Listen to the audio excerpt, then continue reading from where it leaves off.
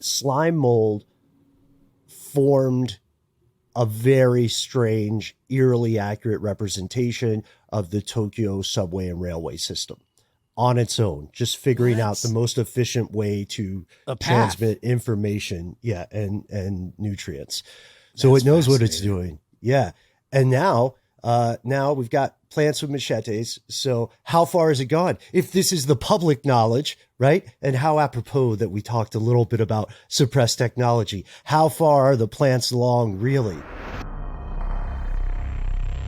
History is riddled with unexplained events. You can turn back now or learn the stuff they don't want you to know.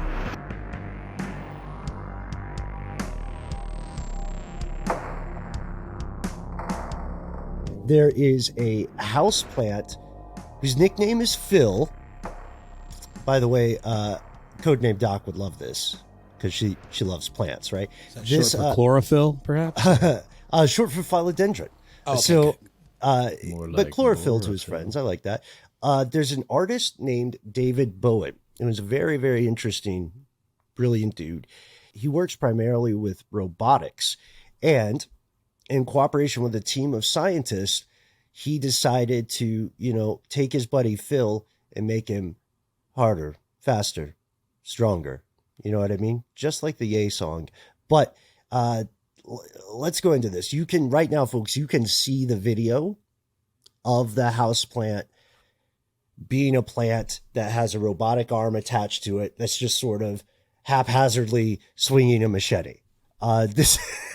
Here's what they did. So there's an open source integrated circuit, a microcontroller, and it gets electrical impulses from the plant.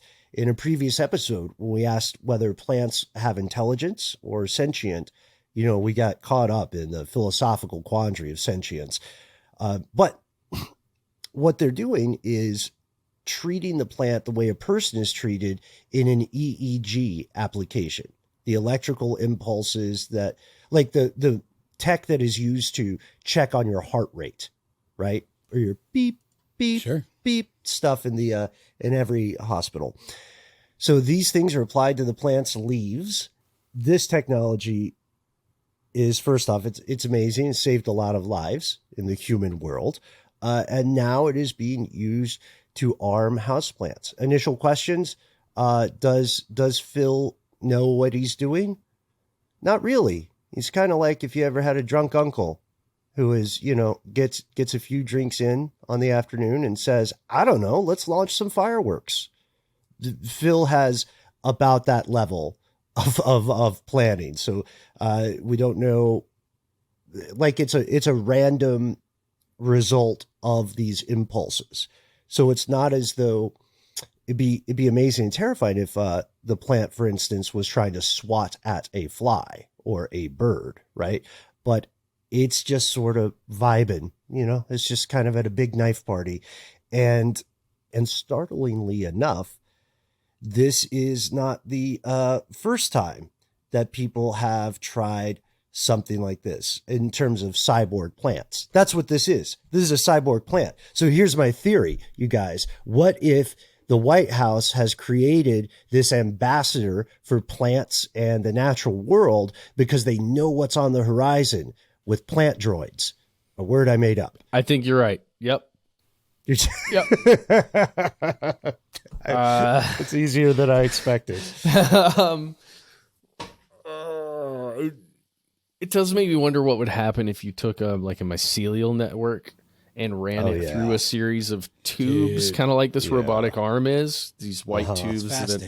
You know how I feel about the mycelial networks. I mean, it is such a complex system, and it just exists without. It doesn't need us to exist, and it in many ways kind of mimics the way synapses and brain kind of chemistry operate. And the fact that we think we're so special, and we're imbued with these mystical powers of reasoning and brain function. Look to the mushroom kingdom to see that they've had it figured out long before we were a thing. Also, again, I've thought about this for decades as well. Again, my number one pick for an organic extraterrestrial intelligence visiting Earth is somewhere in the world of fungus.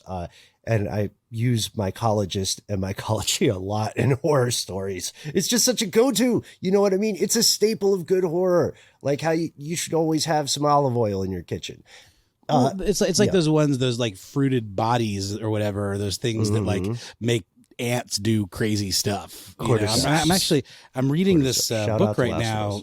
I'm reading this book right now called A Disappearance at Devil's Rock, and highly recommend checking it out. And don't read anything about it, but there's some talk about zombie stuff, and I haven't gotten to any place where I know really where it's going, but there's a character in it that's obsessed with this idea of that particular cordyceps, I think is what it's called, the one that like causes these brain extrusions in ants and makes them act against their nature, act against their own self-preservation. Well, that's really that's fascinating stuff. Yeah. You know, just like how owls and corvids are in an unending millennia-old war, those species of ants and the species of fungus that prey upon them are also in their own kind of arms race. It's very difficult for the humble cordyceps because once you have infested the ants, you've gained control of the host. The other ants in that community are already hip to it. And what they'll do to prevent the spread is they'll, in a very real way, sort of cauterize the wound to their society.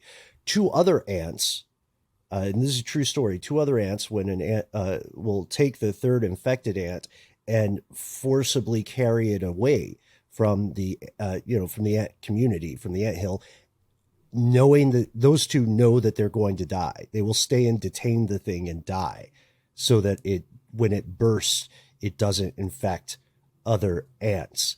It's nuts. Ants alone and ants and their wars with fungus, their allies in the fungus world. It's amazing. Also, shout out with slime mold. I know we're in a slightly different thing here. If you want to see how crazy, intelligent, and incomprehensible some of these life forms are, just check out, I think you just have to check out on your search engine of choice, just put in the words Tokyo train map slime mold. And what you'll see is that slime mold formed a very strange, eerily accurate representation of the Tokyo subway and railway system on its own, just figuring out the most efficient way to transmit information, and nutrients. So it knows what it's doing. Yeah. And now we've got plants with machetes. So how far has it gone? If this is the public knowledge, right? And how apropos that we talked a little bit about suppressed technology. How far are the plants along, really? Be nice to your house plants. You know what I mean? One day they may be strapped.